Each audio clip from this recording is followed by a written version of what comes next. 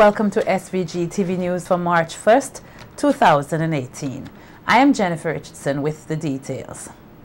All members of society have been challenged to work together to end sexual harassment, exploitation and violence against women and girls. This encouragement came at a panel discussion hosted at the Methodist Church Hall earlier today by the SVG Public Service Union Women's Committee in collaboration with the National Council of Women. Gender Chair of the National Union of Workers in Barbados, Michaela Beckles-Jordan, said women's rights and female empowerment can no longer be swept under the rug, as women in the 21st century are providing for themselves and proving capable to take up leadership positions. Beckles-Jordan added that gender violence is a result of gender inequality, adding that bodies such as trade unions have a role to play in ending gender violence. Violence against women and girls is both a cause and consequence of gender inequality. We have to continue to challenge the deep-root social norms, attitudes and behaviors that discriminate against the limit women and girls across all communities in the Caribbean have. This means educating and challenging young people and adults about the healthy relationship, abuse and consent is critical. As you know, I come from a trade union, so I just would like the congregation to understand that all of the topics that we are addressing are trade union issues. Trade unions do not only represent public servants, we represent people, women, men, workers. We all should see ourselves as people. Not that I belong to a trade union, I belong to this political party, the other. We are all one people. So that is all we have to focus on, being a people, being a nation, and addressing issues as one body. Beckles added that community-based interventions, as well as providing comprehensive health services, are of critical importance in the fight against gender-based violence. And reports show that the most effective interventions to end violence on women and girls are, I soon finish, I promise, I soon finish.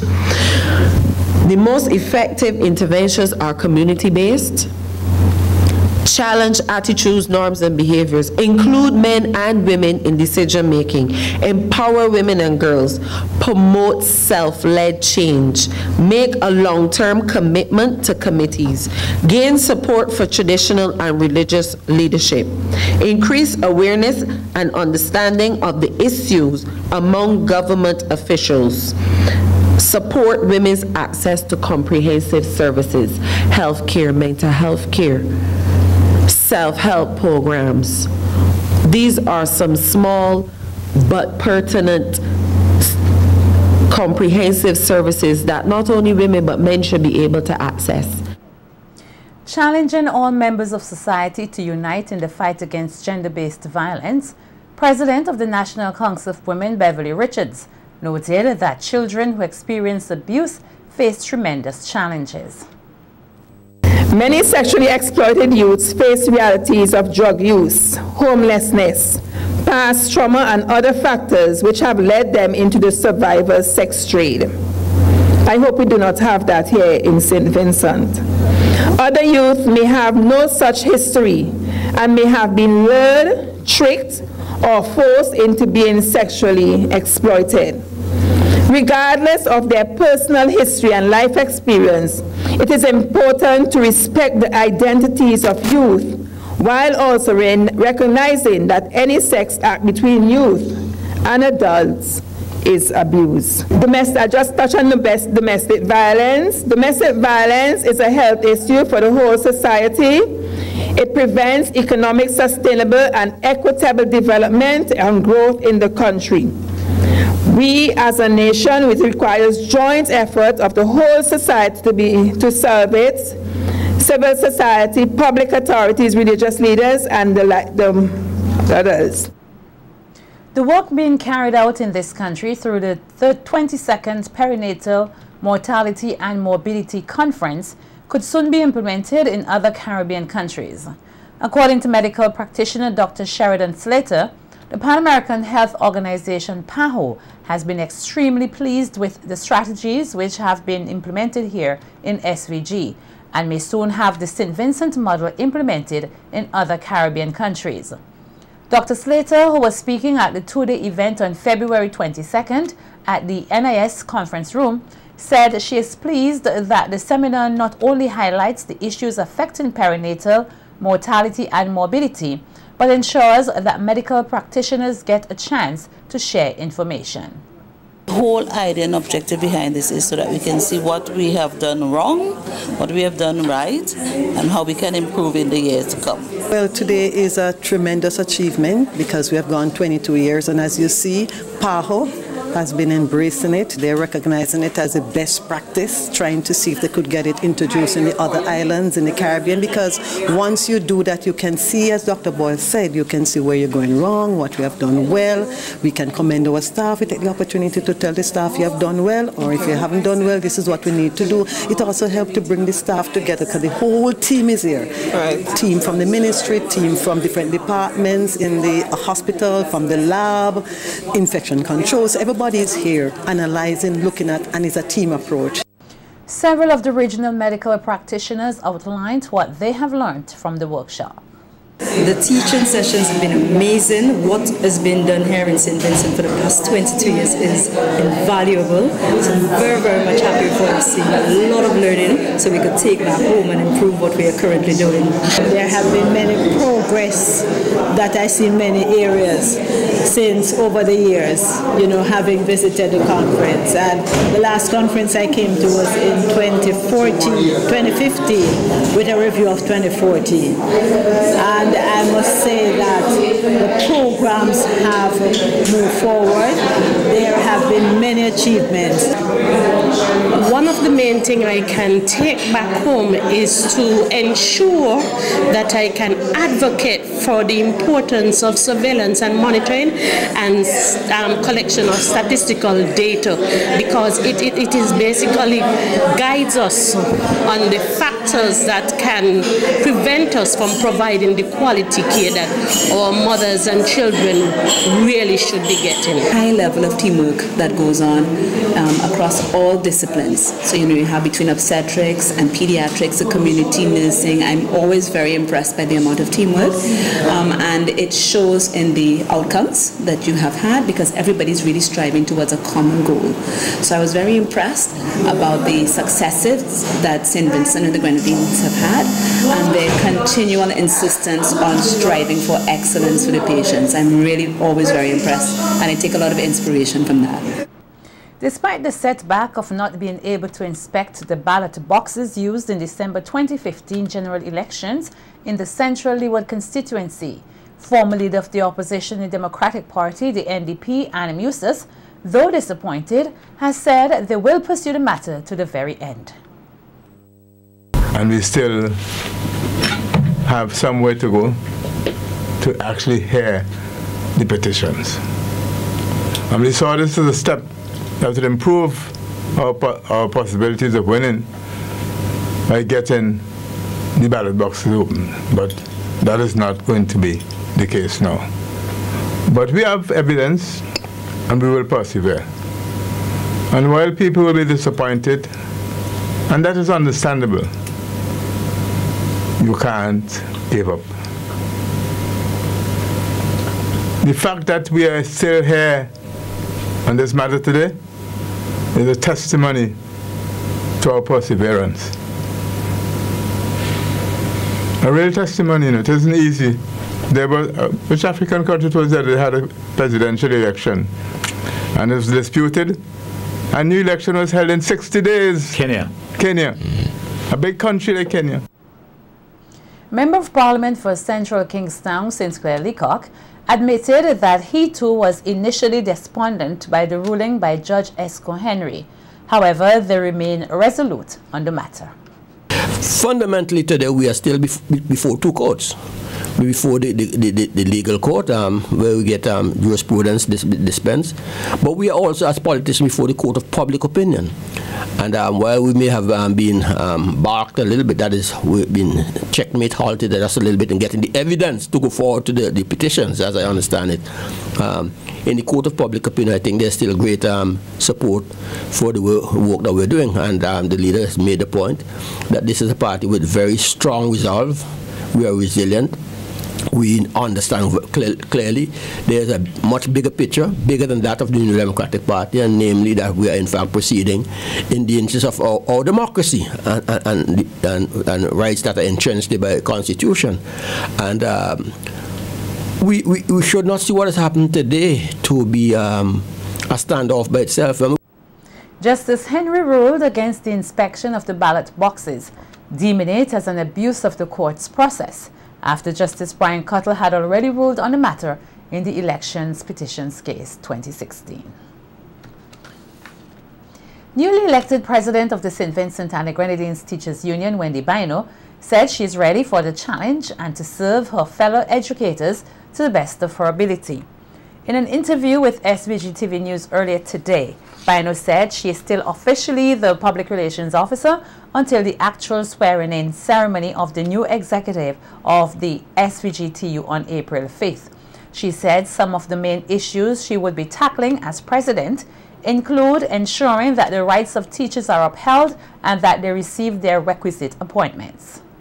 I feel elated. I feel honored and humbled that members placed confidence in me and the other executive members, and I invite everyone's support going forward, even as I pledge to faithfully and consistently represent the union and all its members, and better terms and conditions of service for all our members. We will continue to advocate for all teachers to be appointed to their correct grades, teachers 1, 2, 3, 4, 5, and above. We'll continue to articulate for fairness and merit in promotions. We would also defend members' rights to gratuity and pensions. Bino said she would be engaged in a listening tour to get feedback from teachers across the island. We would place renewed emphasis on teacher welfare, safety, security, and material benefits. We would try our best to engender greater pride, passion, and purpose among members, continue and intensify the never-ending quest for improved working conditions through strategic advocacy. We would engage in a listening tour. This is where we will do our school visits and ask members, what's wrong? You know, how can we fix what's wrong? We will endeavor to make quality teaching and quality schools a top priority for the union. And I think those ideas would form the core of our programming for the next millennium. Fisherfolk in this country are being encouraged to take more pride in what they do and consider their trade a business investment. This advice comes from Project Operations Assistant of the Zero Hunger Challenge Initiative Project, Conroy Huggins, as he spoke at a workshop hosted on Wednesday by the Fisheries Department and the Food and Agriculture Organization, the FAO. Highlighting the need for a business approach to the trade of fishing, Huggins stated that the industry has tremendous earning potential as SVG is blessed with vast fishing resources. Do not see it as just going out and catching some fish and just trying to make ends meet. The mindset has to be where you see what you do as meaningful, that you see what you do as an investment. The fishing industry is a multi-billion-dollar industry. Do you know that persons are doing very well in other parts of the world from fishing? And in St. Vincent, I believe we can do better because we have actually more water than we do land. So you have vast amount of resources at your disposal. The thing is, our mindset, our attitude, and our willingness to take the risk. I'm certain the businessman will tell you that, the risk, so that you move from just being a small boat fisher, you know, to seeing yourself investing on a larger scale so that you could increase your catch, so that you can increase your dollars. Huggins added that SVG's ocean space will take care of fisherfolk if they take care of it and encourage the participants to utilize the knowledge gained from the workshop to their benefit. I have a friend of mine in Grenada, and he was sharing with me in Grenada the fishers. in one catch, they will cash a check of $100,000. I mean, that means you could actually buy a vehicle cash. Now, no lawyer, no doctor could do that, because no matter who they see, nobody gonna pay them $100,000 for seeing them. But you have that at your disposal, where as fishers, you have resources which are, I would say, unlimited, because once we take care of the ocean is going to be providing for us continuously. So in my brief remarks, or opening remarks, I just want to encourage you to maximize this workshop. It is a workshop that you need to take full advantage of. The facilitator, I know, is well equipped, and we'll try and make it as interactive as possible. National correspondent of the Food and Agriculture Organization, the FAO, Dr. Colin Phillips, highlighted some of the challenges facing fisherfolk here, which she said need urgent attention. And we're looking at things like predial larceny, for example. Predial larceny is real. As we talk about business development, we have to recognize that if people are busy investing, we have to try and put structures in place to help protect the investment. Not just from predial larceny, not just from the thief man, but we also have to look at protection via risk insurance. And we have to look at the concept of preserving our resources. So you have the IUU issues, the illegal, unregulated, and unidentified fishing activity that takes place in the waters. We have to protect our fisherfolk from people who figure they could, come by and just take what they need to take and go again.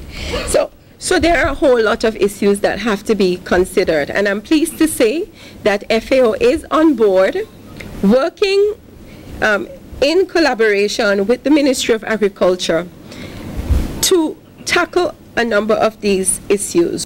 And local fisherfolk can look forward to a boost in capacity to ply their trade, as well as to benefit from a level of sustainability in the sector. This, as the Fisheries Department, in collaboration with the Food and Agriculture Organization, the FAO, held a workshop today. Speaking in relation to the CC4 Fish Project, National Coordinator Hayden Billingy said factors such as the impact of the sargassum seaweed, as well as issues surrounding safety at sea, will be examined as part of the project. Now, sargassum has its benefit in terms of the amount of fish that comes with it, because it also acts as a fad in certain instances. Now, when there's a problem, there's also an opportunity. How can we capitalize on the sargassum weed that is coming in on a yearly basis, and how can we use it to bring socioeconomic benefits to our communities? This project will look at issues of that kind. Also, today you are here to be trained in particular aspect of the fishery sector. This project will take this training even further to look at business training in different elements of business acumen, business support. Also, we're looking at training at sea. How can we improve your safety at sea? How can we also look at diversifying your economy? How do we look at the issue of aquaponics and aquaculture, meaning that we could now farm fish on land, for example. We can look at the issue of farming shrimp, tilapia, etc. Billingy said the project is taking a multi-pronged approach in ensuring sustainability in the fishing sector. In that breath, we are also doing training of members of the fishery sector in survival skills, safety at sea, and then in turn they would train their colleagues. So our whole intent is to ensure that not only your livelihood is protected, but also that the ecology within which the fish thrive is also protected. So we are looking at this from a multiple prong approach, and at the end of the day, we want you fishermen, fisherfolk, to be the beneficiaries of this project. I would have met with several fishermen across St. Vincent and Grenadines, and fishermen, fisherwomen, fisherfolk, and they're excited about this project, and I hope you are too, because this can bring some benefits to you as sector. And I'm looking forward to work with you within this year into next year, and hopefully we can have a successful project. Thank you. The Guild of Students of the St. Vincent and the Grenadines Open Campus made a donation of 5 standing fans to the pediatric ward of the Milton Caton Memorial Hospital earlier today, March 1st. Deputy Hospital Administrator Andrew Williams accepted the donation and expressed gratitude to the Guild of Students for thinking about the needs of the hospital. Chapter Chair Renetta Peters-Morris expressed the Guild's commitment to assisting the community through volunteerism and donations, and indicated that the Guild will continue to provide assistance to various organizations in the near future.